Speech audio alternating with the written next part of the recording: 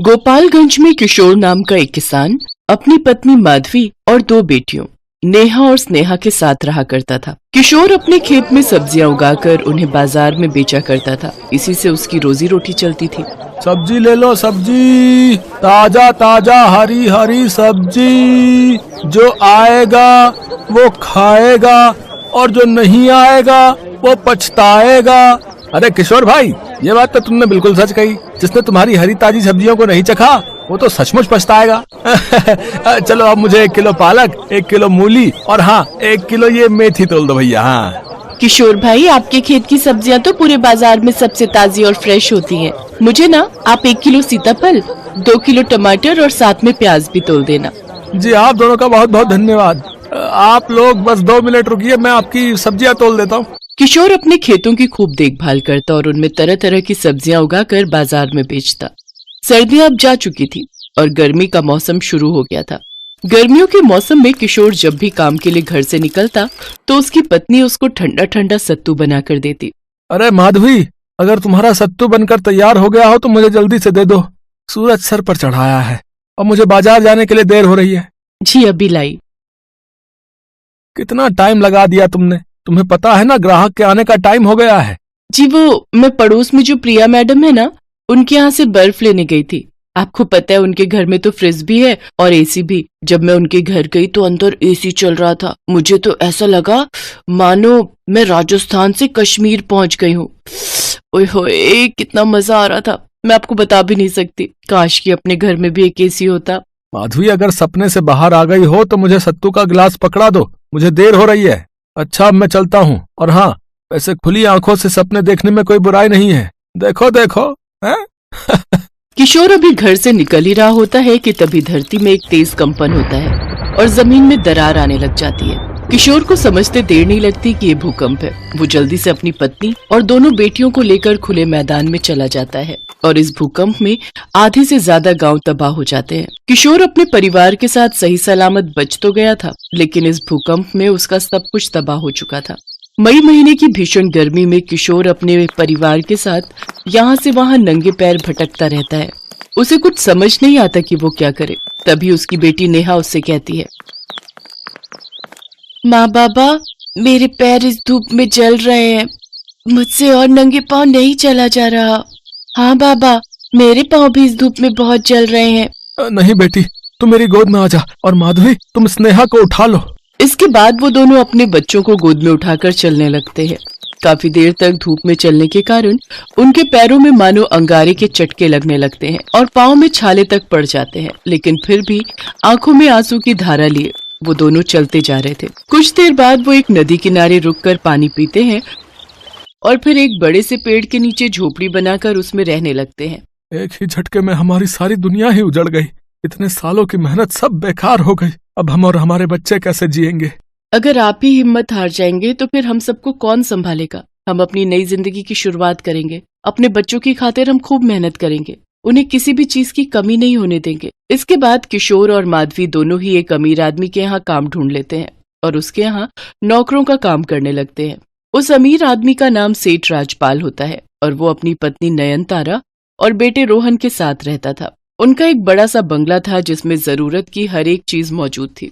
घर में 8 कमरे थे और सभी में एसी लगा हुआ था। यहाँ तक उनकी रसोई में भी एसी लगा हुआ था। किशोर उनके घर में साफ सफाई का काम किया करता था, जबकि माधवी उनके लिए खाना बनाया करती थी। एक रोज नेहा और स्नेहा भी अपने माता पिता के साथ सेठ जी के बंगले पर आती हैं। तभी वो दोनों रोहन के कमरे के बाहर खड़े होकर चुपके से देखती हैं। रोहन, ये लो बेटा, ये रही आपकी आइसक्रीम, कोल्ड ड्रिंक और ये पिज्जा।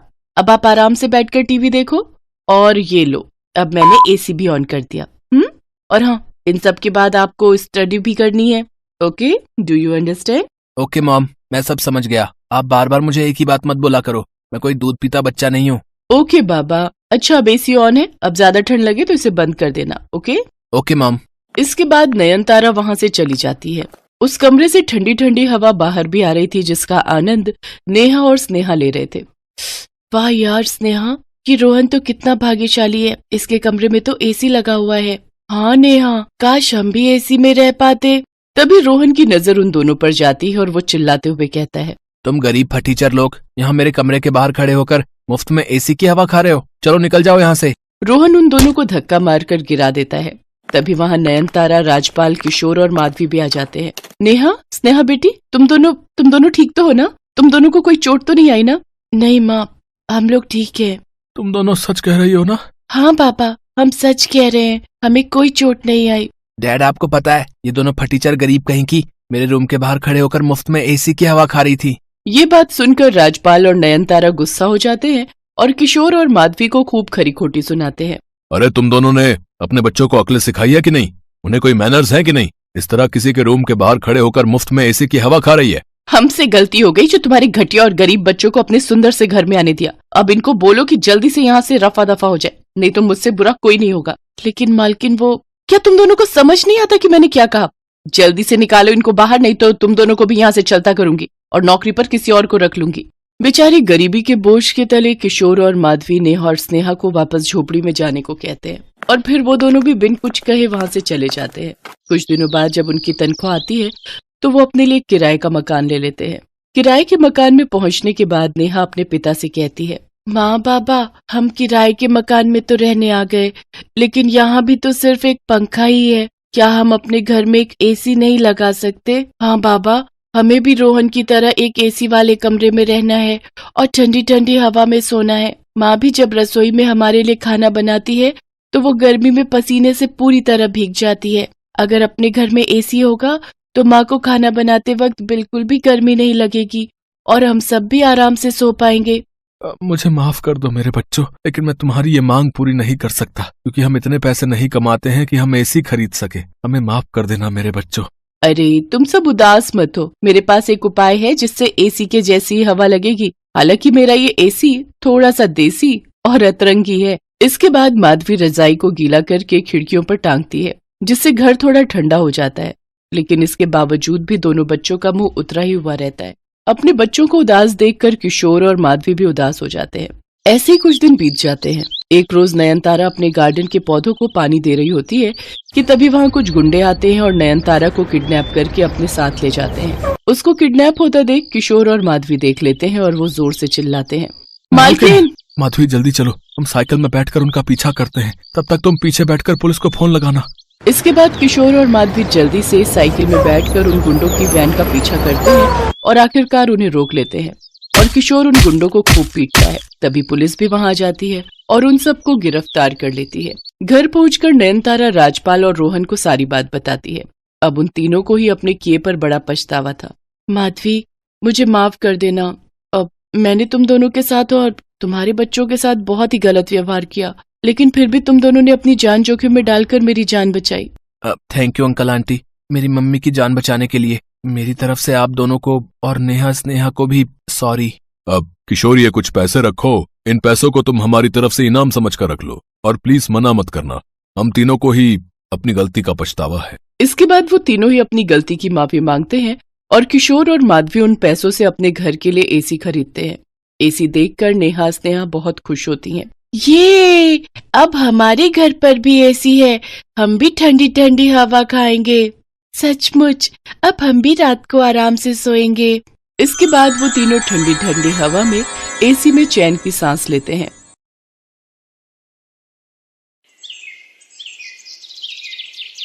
भीखू और उसकी पत्नी ममता का एक छोटा बेटा था।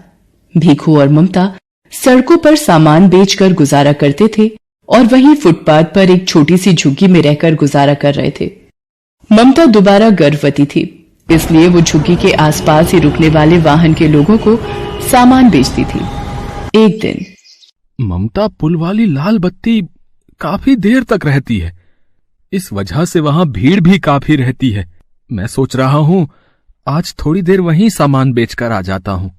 इतनी भीड़ में ध्यान से जाना, लाल बत्ती खत्म होते ही गाड़ियां रफ्तार से दौड़ती हैं। भीखू पुल के नीचे सामान बेचने चला जाता है। ले लीजिए भैया, ये खिलौना आपके बच्चे के लिए, ये गुब्बारा ले लो भैया। हाँ हेलो, ये गुड़िया कितने की दी? 20 रुपए की है साहब। 20 रुपए? 10 रुपए की लगा ले, दे रहा है तो। इतनी देर में लाल बत्ती का सिग्नल खत्म हो जाता है। ले लो साहब, आप 10 रुपए ही दे दो। भीखू 10 रुपए लेकर जैसे ही गाड़ी वाले को गुड़िया पकड़ाकर पलटता है, एक गाड़ी उसे धक्का मार देती है। जैसे ही भीखू नीचे गिरता है, एक और गाड़ी उसे कुचल देती है। भीखू वहीं मर जाता है। भीखू के साथ एक और व्यक्ति जो सामान बेचता था, वो ये दुर्घटना देख लेता है और ममता को बताता है। नहीं, ये नहीं हो सकता। मैं किसके सहारे जीऊंगी? आप मुझे क्यों छोड़ गए सूरज के बापू? बापू आप कहाँ चले गए? बोलो बापू। ममता सूरज के हाथ से भीखू का अंतिम संस्कार करती है। भीखू के देहांत के बाद ममता बिल्कुल अकेली हो गई थी। एक दिन ममता बेटे सूरज और गोद की बच्ची को लेकर दिन भर सड़कों पर गुब्बारे बेचती थी। एक दिन, सूरज तू यहीं सोनी के पास रहना, आज धूप और गर्मी ज्यादा है, इसलिए तुम दोनों यहीं रहना। मैं कुछ गुब्बारे और पेन बेचकर सोनी के लिए दूध और तुम्हारे लिए रोटी ले आऊंगी। ममता गुब्बारे और पेन बेचने चली जाती है। साहब पेन ले लो, 10 रुपए में 5 पेन है। ले लो ना साहब। ले लो बीबी जी, ये गुब्बारा ले लो। आप खरीद लोगी तो मैं बच्चों के लिए कुछ खाने को ले जाऊंगी। ममता बड़ी मुश्किल से कुछ गुब्बारे बेच पाती है और थोड़ा दूध और रोटी बच्चों के लिए खरीद कर लाती है। तभी एक महिला ममता के पास आती है। ममता, कल हमें ये झुग्गियां खाली करनी पड़ेंगी। यहाँ से अब तू भी कहीं और रहने की जगह ढूंढ ले। मैंने तो एक बस्ती में 100 रुपए किराए पर एक झुग्गी ले ली है। बस तुझे ही खबर देने आई थी। हे भगवान, अब अपने दोनों बच्चों को लेकर कहाँ जाऊंगी? अपने बच्चों के रहने के लिए मुझ गरीब का घर कहाँ से लाऊंगी? ममता अपने बच्चों को लेकर एक दुकान के बाहर बैठ जाती है। तभी सामने एक ऑटो रिक्शा पलट जाता है और एक महिला ऑटो रिक्शा से गिर जाती है। ममता भागती हुई महिला के पास जाती है। ओ भैया, कैसे ऑटो रिक्शा चला रहा था? देखकर नहीं चलाया जाता? जल्दी इन्हें हॉस्पिटल लेकर चलो। ममता उस महिला को संभाले बच्चों के साथ हॉस्पिटल पहुंचती है। ऑटो वाला ममता और उस महिला को अपने ऑटो से उतार कर भाग जाता है। सूरज, जा जल्दी से उन भैया को बुला कर ला, वो माँ जी को अंदर ले जाएंगे। डॉक्टर उस महिला को देखता है। देखिए, इनकी रीढ़ की हड्डी टूट गई है, तो अब इनको कंप्लीट बेड रेस्ट की आवश्यकता है। इनके घर से जो भी सदस्य हैं उन्हें आप बुला लीजिए। डॉक्टर, मैं नहीं जानती ये कौन है। इनका एक्सीडेंट हुआ तो मैं इन्हें यहाँ ले आई। डॉक्टर, इन्हें कब तक होश आ जाएगा? तभी ये अपने बारे में बता पाएंगे। 1 से 2 घंटे में इन्हें होश आ जाएगा। लगभग 2 घंटे बाद उस महिला को होश आता है और वो अपने बारे में बताती है। मेरा नाम राज रानी है। पता नहीं उस ऑटो रिक्शा वाले ने कैसे चलाया कि अचानक से ठोकर लगी और ऑटो पलट गया। उसके बाद मुझे धुंधला सा याद है कि तुमने मुझे उठाया था और ऑटो में बिठाया। तुम्हारा बहुत बहुत शुक्रिया बेटी, जो तुम मुझे यहाँ ले आई। माँ जी, आपकी रीढ़ की हड्डी में फ्रैक्चर हुआ है, इसीलिए आपको घर ले जाने के लिए एम्बुलेंस की व्यवस्था करनी होगी। बेटी, मेरे पति अपने बिजनेस के काम से दूसरे शहर गए हुए हैं। मेरी एक सहायता करो, एम्बुलेंस में मेरे घर तक पहुंचने में मेरी मदद कर दो। डॉक्टर, मैं बिल अकाउंट से भर दूंगी, आप एक एम्बुलेंस की व्यवस्था करा दीजिए। माँ जी, आप बिल्कुल भी चिंता मत करिए, मैं आपके साथ ही चलूंगी। ममता राजरानी को एम्बुलेंस में घर तक लेकर आती है। राजरानी को उस वक्त एक सहारे की बहुत जरूरत थी, जो ममता के रूप में उन्हें मिला था।